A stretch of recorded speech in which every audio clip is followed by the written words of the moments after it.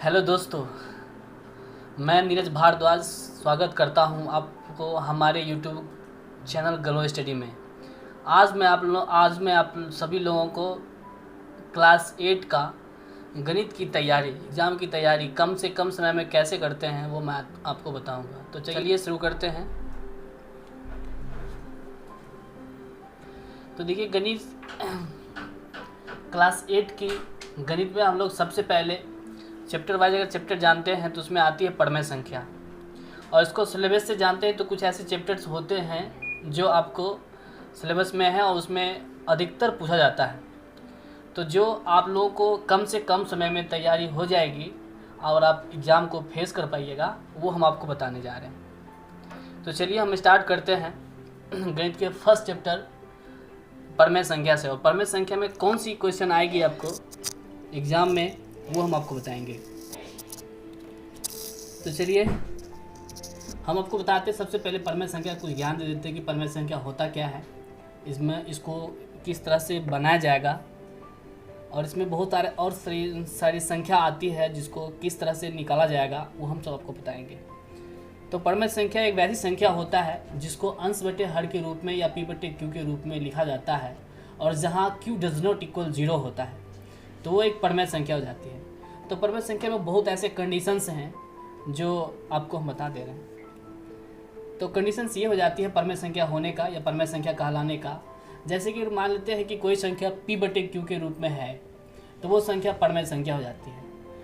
और हम लोग इसी परमेय संख्या को जांच करने के लिए अगर हम लोग दूसरे स्टेप में जाते हैं तो वो आती है कि परमेय संख्या को डिविजनल प्रॉपर्टीज बोलते हैं उसको, मतलब विभाज्यता के रूप में। तो विभाज्यता के रूप में हम लोग ये देखते हैं कि परमेय संख्या अगर कोई नंबर अगर फ्रैक्शन में है तो उसको हम लोग क्या करते हैं कि हर को अगर अंश से डिवाइड करते हैं। तो हर को अगर अंश से डिवाइड करते हैं तो उसमें होता क्या है कि उसका जो डिविजिबल होता है, यानी उसको जब हम भाग देते हैं, उसका जो भागफल होता है वो किसी न किसी अंत तक जाके ख़त्म हो जाता है, मतलब कट जाती है पूरा। तो उसको हम लोग परमेय संख्या कह देते हैं। और दूसरी बात अपरमेय संख्या होने का, तो अपरमेय संख्या में क्या होता है कि अगर कुछ ऐसे फ्रैक्शंस के रूप में होते हैं नंबर, और उसको हम लोग क्या करते हैं कि हर को अंश के रूप में भाग देते हैं, तो भाग देने के बाद अगर वह किसी रूप में जाके नहीं कटे तो वो आपको अपरमेय संख्या हो जाता है। वो हमको एक एक करके हम बता दे रहे हैं। जैसे कि मान लेते हैं कोई डिजिट, यानी कि 3 और y4 ये एक रेशनल नंबर है, यानी परमेय संख्या। तो इस परमेय संख्या को हम लोग कैसे जान जाएंगे परमेय संख्या है। तो सबसे पहले मैंने आपको कंडीशन बताई थी कि परमेय संख्या होने का या कहलाने का उसका 2 ही 3 नियम है बस, कि बस वो पी बटे क्यू के रूप में हो जाए या अंश बटे हर के रूप में। जैसे ही लिखा हुआ रहेगा तो हम उसको परमेय संख्या ही कह देंगे। और दूसरी बात मैंने बताया था कि अगर हम लोग क्या करते हैं, हर को अंश से भाग देते हैं, तो भाग देने के बाद किसी न किसी डिजिट जाके वो समाप्त हो जाती है, तो वो आपको हो जाएगा परमेय संख्या। तो जैसे कि हम लोग 3/4 लिख दिए हैं, तो इस 3/4 में क्या करते हैं, इसको हम लोग डिवाइड करते हैं। 4 को 3 से जैसे डिवाइड करेंगे तो उसका किसी न किसी अंक तक आएगा, वो कट जाएगा। तो कटने के बाद ये हो जाएगा हम लोगों का परमेय संख्या। और वो परमेय संख्या ये हो जाएगा, जैसे कि हम लोग उसका भी एग्जाम्पल एक ले लेते हैं। जैसे कि 2/3 ले लिए। 2/3 को क्या करेंगे हम लोग, 3 को 2 से डिवाइड करेंगे। डिवाइड करने के बाद बहुत सारा अंक आएगा, लेकिन ये कटेगा नहीं। 0.6 इस तरह से करके आएगा अनंत। मैक्सिमम हम लोग अप्रॉक्स में 7 लास्ट में 6 करके लिख देंगे, लेकिन वो कटेगा नहीं, समाप्त ही नहीं होगा। तो वो हो जाएगी अपरमेय संख्या। और अपरमेय संख्या होने का एक 2 और कंडीशन है कि अगर कोई नंबर होता है वो रूट में होता है, जिसका कोई मतलब वैल्यू रिसीव नहीं होता है, उसका जो वैल्यू होता है वो हमेशा डेसिमल में आती है, तो वो भी एक अपरमेय संख्या हो जाता है। जैसे अगर मान लेते हैं हम लोग रूट के अंदर 2 लिख देते हैं, तो रूट के अंदर 2 एक ऐसी संख्या है जिसको हम लोग रूट का वैल्यू निकालेंगे तो इसमें मतलब 0.1 वगैरह करके आएगा, इस तरह से 1 4 इस तरह से आएगा, लेकिन वो कभी ख़त्म नहीं होगा, मतलब इन्फिनिटी डिजिट में चल जाएगा वो। तो इसको हम लोग बोल देंगे अपरमेय संख्या। तो अपरमेय संख्या बहुत ही इंपॉर्टेंट, और अपरमेय संख्या भी बहुत इंपॉर्टेंट है ये सिलेबस में। इसके बाद भी अतिरिक्त बहुत सारा है जो आपको बता दे रहे हैं। जैसे कि आगे हम लोग चलते हैं और आगे में ये बताते हैं कि परमेय संख्या में आता है कि इसका परमेय संख्या का योगफल आएगा, परमेय संख्या में फिर गुणनफल आएगा, परमेय संख्या में एक सहचर्य का नियम आता है, परमेय संख्या में एक कर्म विनिमय का नियम आता है। इस प्रकार का बहुत ही ऐसा संख्या आता है जो परमेय संख्या के इंटरनल में होता है। तो इसके अतिरिक्त और भी बहुत सारा संख्या होता है जो एग्ज़ाम से रिलेटेड क्वेश्चन आती हैं, जिसको हम लोग बोलते हैं एडिटिव इन्वर्स इंग्लिश में, और हिंदी में बोलते हैं योज्य प्रतिलोम। तो योज्य प्रतिलोम भी एक अच्छी क्वेश्चन है, इस क्वेश्चन को भी बनाने का बहुत अच्छा तरीका है। तो योज्य प्रतिलोम हम लोग पढ़ते हैं। तो योज्य प्रतिलोम होता क्या है, सबसे पहले ये जान लेंगे कि किसी भी साइन को हम लोग मतलब किसी भी साइन को बदल देंगे। मेरे कहने का मतलब ये हुआ कि अगर कोई साइन प्लस में है उसका हम लोग निगेटिव रूप बना देंगे तो वो योज्य प्रतिलोम हो जाता है। अगर कोई साइन माइनस में है उसको हम लोग प्लस में कर देंगे तो वो योज्य प्रतिलोम हो जाता है। तो योज्य प्रतिलोम में बहुत सारा ऐसा नियम आता है, जैसे कि योज्य प्रतिलोम कहेगा योज्य प्रतिलोम का आप योगफल निकालिए, तो उसमें भी उसका नियम है। हम लोग क्या करेंगे, सभी डिजिट को जोड़ने के बाद फिर उसका जो मतलब अगर माइनस में आ रहा है तो माइनस में आ रहा है तो उसको हम लोग प्लस में बना देंगे, तो ये योज्य प्रतिलोम योगफल के रूप में हो जाएगा। और इसी को हम लोग गुणनफल के रूप में बनाएंगे। तो जो जैसे कि अगर फ्रैक्शन में अगर मेरा नंबर होता है जैसे कि 2/3 लिख देते हैं, और यहाँ पर फिर से हम लोग यहाँ पर 4/3 लिख देते हैं, और ये हम लोगों का इसमें जो नंबर है इसको कह देगा योज्य प्रतिलोम के रूप में बनाइए आप।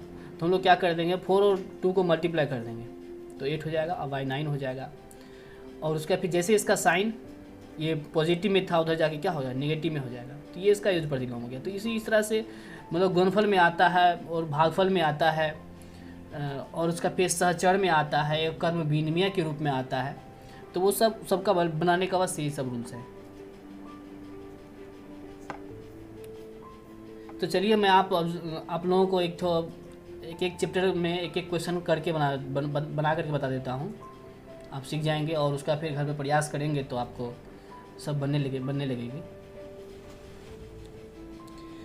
तो आइए हम आपको बताते हैं प्रश्न वाइज प्रश्न करके। जैसे कि यहाँ पर लिखा हुआ है प्रश्नावली 1 में, इसमें जो इम्पोर्टेंट होगा वो हम आपको बता देंगे, वो जो एग्जाम में आने वाली होगी। जैसे प्रश्नावली 1.1 में हम लोग जाते हैं, इसमें 11 क्वेश्चन मिलती है हम लोगों को। तो चलिए हम लोग देखते हैं प्रश्नावली 1.1 में। 1.1 में हम लोगों को क्वेश्चन नंबर 1 में आती है, और क्वेश्चन नंबर 1 में हम लोगों को ये कहता है कि उचित गुणनफलों का उपयोग करके निम्नलिखित को आप हल कीजिए। तो इसमें हम लोग का क्वेश्चन दिया हुआ है, जैसे कि नंबर 1 में हम लोग को क्या दिया हुआ है कि -3 हो गया, -2/3, उसका फिर आपको मल्टीप्लाई दे दिया, फिर 3/5 दे दिया है। इस तरह से फिर करके उसका फिर बीच में एडिशन का साइन है, फिर प्लस 5/2 है, फिर माइनस आपको 3/5 है, और मल्टीप्लाई 1/6 है। तो देखिए इसमें हम लोग क्या करेंगे, जब इस प्रकार के हम लोग को क्वेश्चन मिलेगा इसमें बोर्ड मास, ये प्रश्न नंबर 1 में, तो हम लोग क्या करेंगे, बोर्ड मास का यूज़ करेंगे। तो बोर्ड मास में हम लोग जानते हैं कि सबसे पहले किसका कार्य होता है, तो मल्टीप्लाई का होता है। तो हम लोग क्या करेंगे, मतलब बारी बारी से, जैसे कि यहाँ पर मल्टीप्लाई का साइन है, जहाँ जहाँ मल्टीप्लाई का साइन होगा वहाँ पर हम लोग क्या करेंगे, मल्टीप्लाई से वो कर लेंगे। जैसे कि 2 को 3 से गुना करेंगे, कितना हो जाएगा, -6, और यहाँ पर 5 या 15, फिर बीच में प्लस, उसके फिर यहाँ पर हम लोग को 5/2 दिया हुआ है, इसको ऐसे ही रहने देंगे। फिर जैसे माइनस हो गया, माइनस का साइन है, माइनस लगा देंगे, फिर 1 को हम लोग 3 के साथ मल्टीप्लाई करेंगे, कितना होगा, 3 हो जाएगा। उसका फिर 6×5 = 30। तो इस तरह से करके हम लोग सबका एलसीएम कर लेंगे, और जिस तरह से आप एडिशन, सब्ट्रैक्शन और एडिशन, फ्रैक्शन एडिशन जो बनाते हैं बस उसी रूप में बना लेना है, तो क्लियर हो जाएगा। उसके फिर आते हैं हम लोग क्वेश्चन नंबर 2 में। तो क्वेश्चन नंबर 2 में ये कह रहा है कि जितने भी आपको नंबर दिया हुआ है सब फ्रैक्शन के रूप में है, और सभी फ्रैक्शन के रूप में है, सबको कह रहा है कि आप योज्य प्रतिलोम करके बताइए। तो मैंने आपको बताया था कि योज्य प्रतिलोम कैसे निकालते हैं, यानी कि कोई भी डिजिट होगा उसको हम लोग क्या करेंगे, अगर वो उसका पहले साइन देख लेंगे वो कौन से साइन में है, अगर निगेटिव है तो उसको पॉजिटिव बना देंगे तो हो जाएगा उसका योज्य प्रतिलोम। तो इसी प्रकार से हम आपको एक बता देते हैं, जैसे कि यहाँ पर लिखा हुआ है 2/8। 2/8 जैसे ही लिखा हुआ तो इसको हम लोग क्या करेंगे, इसका सबसे पहले साइन देखेंगे, तो इसका साइन क्या है, प्लस में है। जैसे हम लोग को कुछ ऐसा नहीं दिखे तो हम लोग को मतलब ये पता होना चाहिए कि इसका साइन किस में होगा, प्लस में होगा, यानी कि 2/8 क्या में है, प्लस में है। तो फिर हम लोग जैसे ही इसको बनाएंगे योज्य प्रतिलोम के रूप में, तो कितना हो जाएगा, -2/8। तो ये इसका क्रिएशन हो गया, यानी कि ये हो गया इसका योज्य प्रतिलोम, कैसा, -2/8। इसी प्रकार से हम लोग तीसरा क्वेश्चन के रूप में आते हैं। तो तीसरा क्वेश्चन हम लोग को ये बताता है, सबका योज्य प्रतिलोम भी कह रहा है, लेकिन कह रहा है गुणनफल के रूप में आपको बताइए, गुणनफल के रूप में। तो सिंपल सी बात है, जैसे कि अगर हम लोगों का दे दिया गुणनफल के रूप में कह रहा है कि आप योज्य प्रतिलोम करके बताइए, तो हम लोग का क्वेश्चन नंबर 4 में दिया हुआ है 1 नंबर में -13। तो आप ये बताइए कि गुणनफल के रूप में हम लोग को कैसे बनाना है इसको। गुणनफल के रूप में हम लोगों को इसको युज प्रतिलोम के रूप में बनाना है। तो कैसे बनाएंगे? तो सबसे पहले ये देखेंगे कि वो मेरा संख्या कौन सा है, और जो संख्या है क्या उसका फैक्टराइज कभी होता है कि नहीं होता।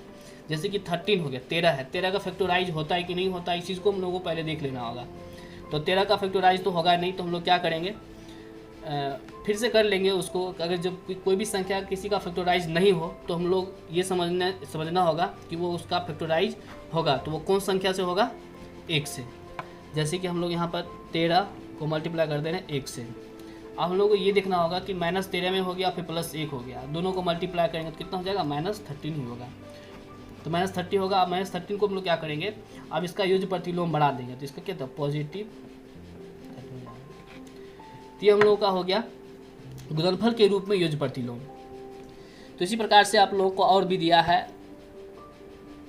युज प्रतिलोम का, विशेष करके इसमें कह रहा है कि आप योगफल के रूप में बनाइए, फिर कह रहा है कि भागफल के रूप में बनाइए, ठीक है। और हम लोग को फिर इतना सारा करने के बाद फिर उसका फिर और क्वेश्चन आएगी इस तरह से, जैसे हम लोग को दे देगा, जैसे कि 2/3 हो गया, और बीच में का की इस तरह से करके का के की करके दे देगा इतना का 4/3 की मध्यिका निकालिए या मध्य निकालिए। तो जैसे कि 2 फ्रैक्शन के रूप में अगर हम लोगों का संख्या देता है, कहेगा उसका कि इसका मध्यिका परमेय संख्या निकाले, तो कैसे निकालेंगे? तो सिंपल सी बात है, हम लोग क्या करेंगे, जैसे का कह देगा तो उसमें हम लोग का मतलब हो जाता है मल्टीप्लाई, हम लोग क्या करेंगे, गुना कर देंगे सबको, यानी कि 2/3 और बीच में गुना का साइन दे देंगे और 4/3 हो जाएगा। तो कितना होगा, 4 दूना 8 और 3 तिया 9। तो ये हो गया मध्यिका का परमेय संख्या भी कह सकेंगे इसको, परमेय संख्या ही मेन रूप से कहेंगे, क्योंकि इसका युज प्रतिलोम तो कहा ही नहीं। जैसे युज प्रतिलोम का आता है इसका हम लोग साइन एक्सचेंज कर देते हैं।